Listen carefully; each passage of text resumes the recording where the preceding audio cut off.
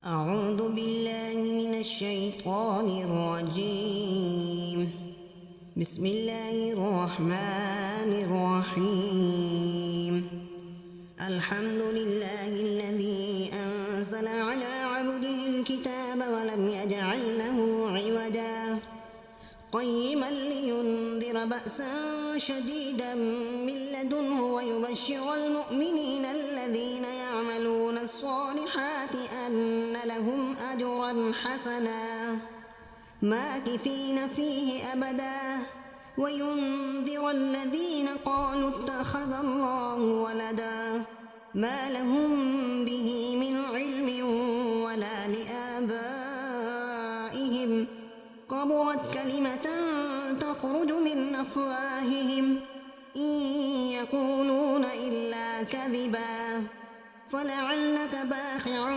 نفسك على آثارهم إن لم يؤمنوا بهذا الحديث أسفا إنا جعلنا ما على الأرض زينة لها لنبلوهم أيهم أحسن عملا وإنا لجاعلون ما عليها سعيدا جرزا أم حسبت أن أصحاب الكهف والرقيم كانوا من آياتنا عجبا إذ أوى الفتية إلى الكهف فقالوا ربنا آتنا من لدنك رحمة وهيئ لنا من أمرنا رشدا فضربنا على آذانهم في الكهف سنين عددا ثم بعثناهم لنعلم أي الحزبين أحصى لما لبثوا أمدا نحن نقص عليك نبأهم بالحق إنهم فتية آمنوا بربهم وزدناهم هدى وربطنا على قلوبهم إذ قاموا فقالوا ربنا رب السماوات والأرض لن ندعو من دونه إلها لقد قلنا إذا شططا هؤلاء قوم اتخذوا من دونه آلهة لولا يأتون عليهم بسلطان بين فمن أظلم ممن افترى على الله كذبا وإذ اعتزلتموهم وما يعبدون إلا الله فأووا إلى الكهف ينشر لكم ربكم من رحمته ويهيئ لكم من أمركم مرفقا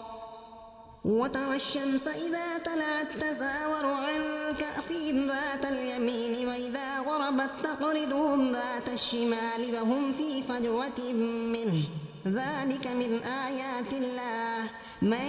يهد الله فهو المهتد ومن يضلل فلن تجد له وليا مرشدا وتحسبهم أيقاظا وهم ركود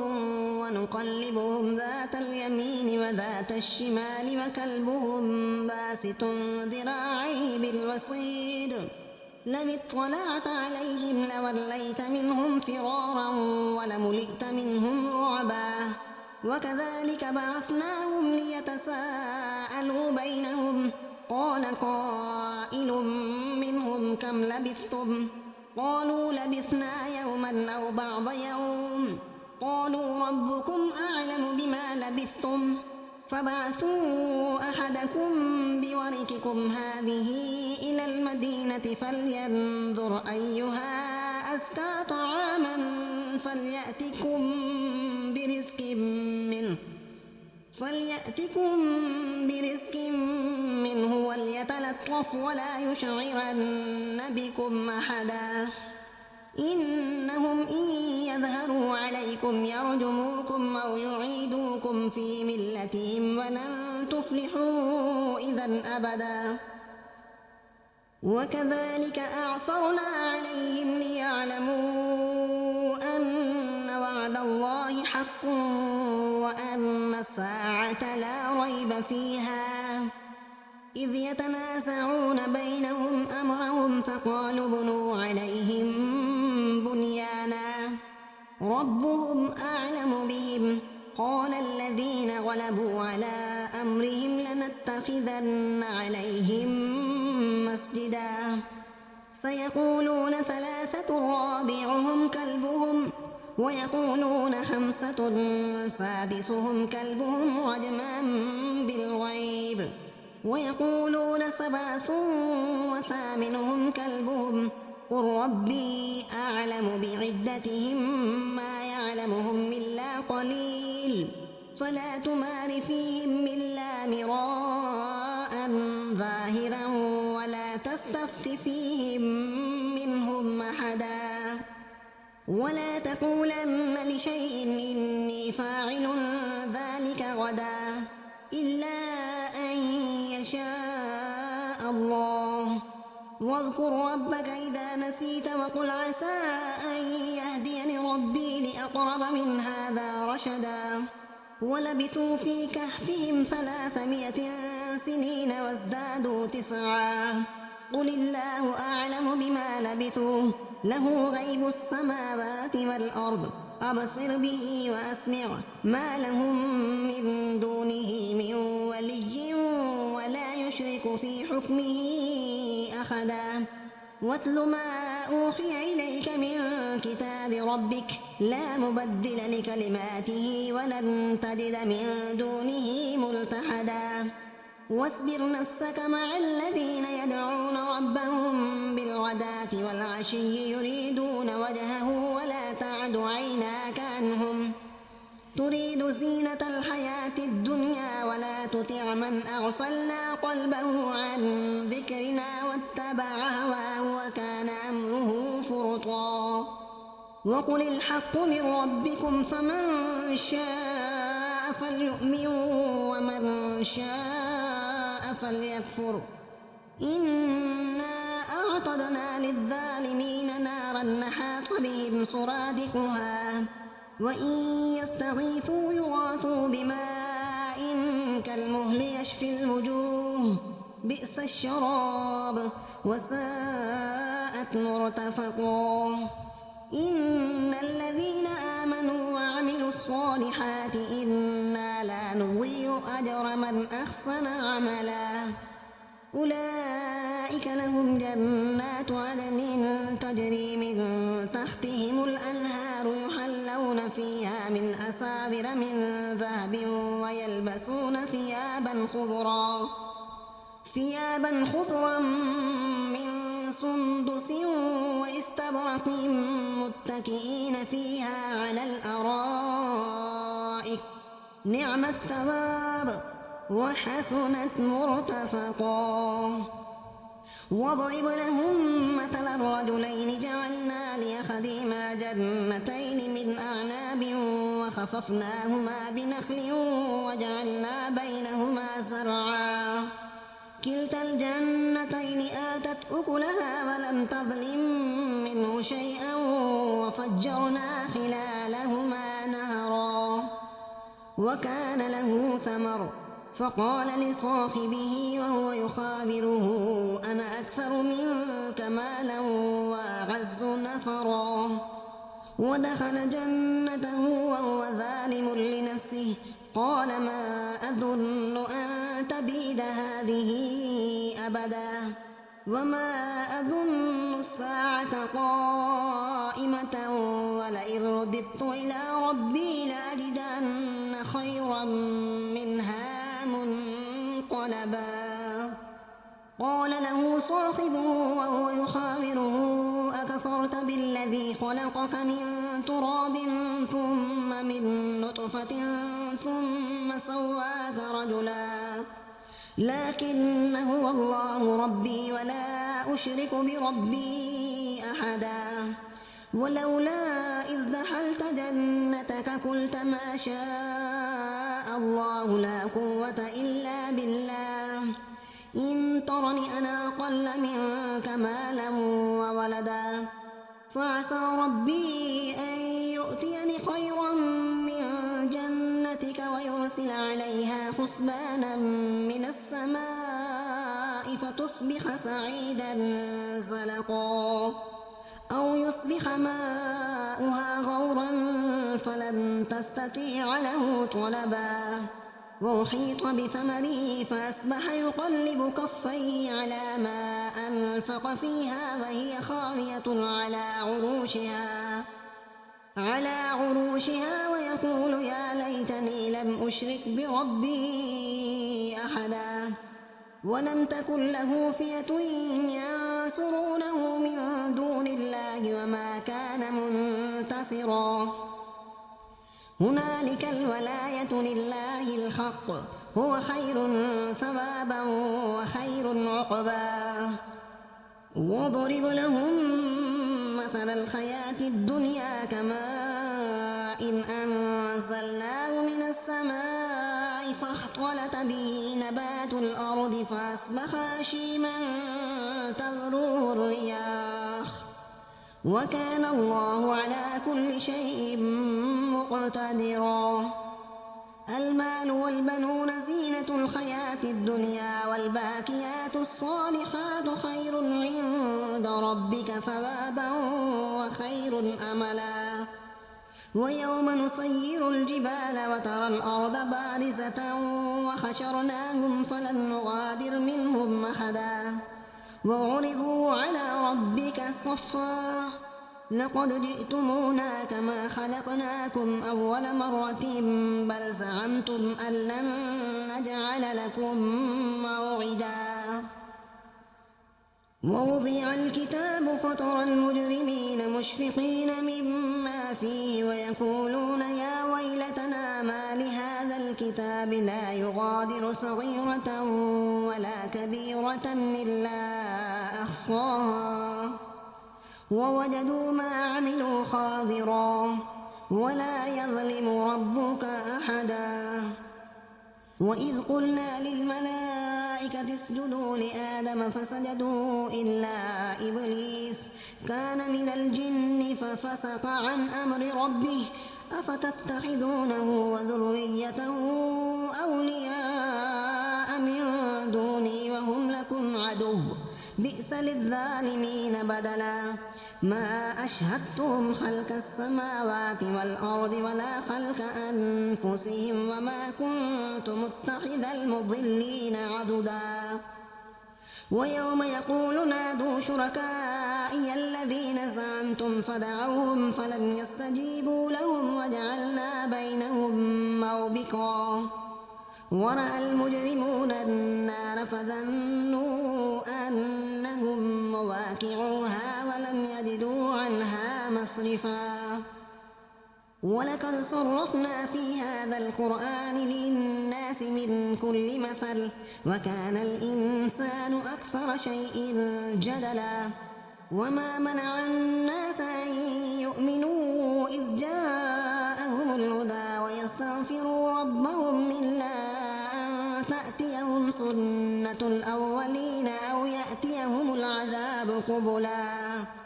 وما نرسل المرسلين إلا مبشرين ومنذرين ويجادل الذين كفروا بالباطل ليدحضوا به الحق واتخذوا آياتي وما أنذروا هزوا ومن أظلم ممن ذكر بآيات ربه فأعرض عنها ونسي ما قدمت يداه إنا جعلنا على قلوبهم مكنة أن يفقهوه وفي آذانهم وقرا وإن تدعوهم إلى الهدى فلن يهتدوا إذا أبدا وربك الغفور ذو الرحمة لو يؤاخذهم بما كسبوا لعجل لهم العذاب بل لهم موعد لن يجدوا من دونه موئلا وتلك القرى أهلكناهم لما ظلموا وجعلنا لمهلكهم موعدا وإذ قال موسى لفتاه لا أبرح حتى أبلغ مجمع البحرين أو أمضي حقبا فلما بلغا مجمع بينهما نسيا حوتهما فاتخذ سبيله في البحر سربا فلما جاوزا قال لفتاه آتنا غداءنا أخلانا لقد لقينا من سفرنا هذا نصبا قال أرأيت إذ أوينا إلى الصخرة فإني نسيت الحوت وما أنسانيه إلا الشيطان أن أذكره واتخذ سبيله في البحر عجبا قال ذلك ما كنا نبغي فارتدا على آثارهما قصصا فوجدا عبدا من عبادنا آتيناه رحمة من عندنا وعلمناه من لدنا علما قال له موسى هل أتبعك على أن تعلمني مما علمت رشدا قال إنك لن تستطيع معي صبرا وكيف تصبر على ما لم تحط به خبرا قال ستجدني إن شاء الله صابرا ولا أعصي لك أمرا قال فإن اتبعتني فلا تسألني عن شيء حتى أحدث لك منه ذكرا فانطلقا حتى إذا ركبا في السفينة خرقها قال أخرقتها لتغرق أهلها لقد جئت شيئا إمرا قال لم قل إنك لن تستطيع معي صبرا قال لا تؤاخذني بما نسيت ولا ترهقني من أمري عسرا فانطلقا حتى إذا لقيا غلاما فقتله قال أقتلت نفسا زكية بغير نفس لقد جئت شيئا نكرا قال ألم قل لك إنك لن تستطيع معي صبرا قال إن سألتك عن شيء بعدها فلا تصاحبني قد بلغت من لدني عذرا فانطلقا حتى إذا أتيا أهل قرية استطعما أهلها فأبوا أن يضيفوهما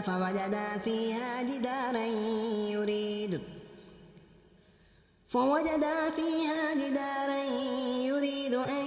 ينقض فأقامه قال لو شئت لاتخذت عليه أجرا قال هذا فراق بيني وبينك سأنبئك بتأويل ما لم تستطع عليه صبرا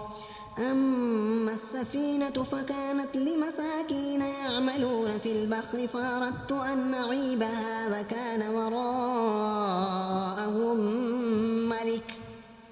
وكان وراءهم ملك يأخذ كل سفينة غصبا وأما الغلام فكان أبواه مؤمنين فخشينا أن يرهقهما طغيانا وكفرا فأردنا أن يبدلهما ربهما خيرا منه زكاة وأقرب رحما وأما الجدار فكان لغلامين يتيمين في المدينة وكان تحته كنز لهما وكان أبوهما صالحا فأراد ربك أن يبلغا أشدهما ويستخرجا كنزهما رحمة من ربك وما فعلته عن أمري ذلك تأويل ما لم تستطع عليه صبرا ويسألونك عن ذي القرنين قل سأتلو عليكم منه ذكرا إنا مكنا له في الأرض وآتيناه من كل شيء سببا فأتبع سببا حتى إذا بلغ مغرب الشمس وجدها تغرب في عين خمية ووجد عندها قوما قلنا يا ذا القرنين إما أن تعذب وإما أن تتخذ فيهم حسنا قال أما من ظلم فسوف نعذبه ثم يرد إلى ربه فيعذبه عذابا نكرا وأما من آمن وعمل صالحا فله جزاء الحسنى وسنقول له من أمرنا يسرا ثم أتبع سببا حتى إذا بلغ مطلع الشمس وجدها تطلع على قوم لم نجعل لهم من دونها سترا كذلك وقد أحطنا بما لديه خبرا ثم أتبع سببا حتى إذا بلغ بين السدين وجد من دونهما قوما لا يكادون يفقهون قولا قالوا يا ذا القرنين إن يأجوج ومأجوج مفسدون في الأرض فهل نجعل لك خرجا على أن تجعل بيننا وبينهم سدا قال ما مكني فيه ربي خير فاعينوني بقوة أجعل بينكم وبينهم ردما آتوني زبر الحديد حتى إذا ساوى بين الصدفين قال انفخوا حتى إذا جعله نارا قال آتوني أفرغ عليه قطرا فما استطاعوا أن يظهروه وما استطاعوا له نقبا قال هذا رحمة من ربي فإذا جاء وعد ربي جعله دكا وكان وعد ربي حقا وتركنا بعضهم يومئذ يموج في بعض ونفخ في الصور فجمعناهم جمعا وعرضنا جهنم يومئذ للكافرين عرضا الذين كانت أعينهم في غطاء عن ذكري وكانوا لا يستطيعون سمعا أفحسب الذين كفروا أن يتخذوا عبادي من دوني أولياء إنا أعتدنا جهنم للكافرين نزلا قل هل ننبئكم بالأخسرين أعمالا الذين ضل سعيهم في الحياة الدنيا وهم يحسبون أنهم يحسنون صنعا أولئك الذين كفروا بآيات ربهم ولقائه فحبطت أعمالهم فلا نقيم لهم يوم القيامة وزنا ذلك جزاؤهم جهنم بما كفروا واتخذوا آياتي ورسلي هزوا إن الذين آمنوا وعملوا الصالحات كانت لهم جنات الفردوس نزلا خالدين فيها لا يبغون عنها حولا قل لو كان البحر مدادا لكلمات ربي لنفد البحر قبل أن تنفد كلمات ربي ولو جئنا بمثله مددا قل إنما أنا بشر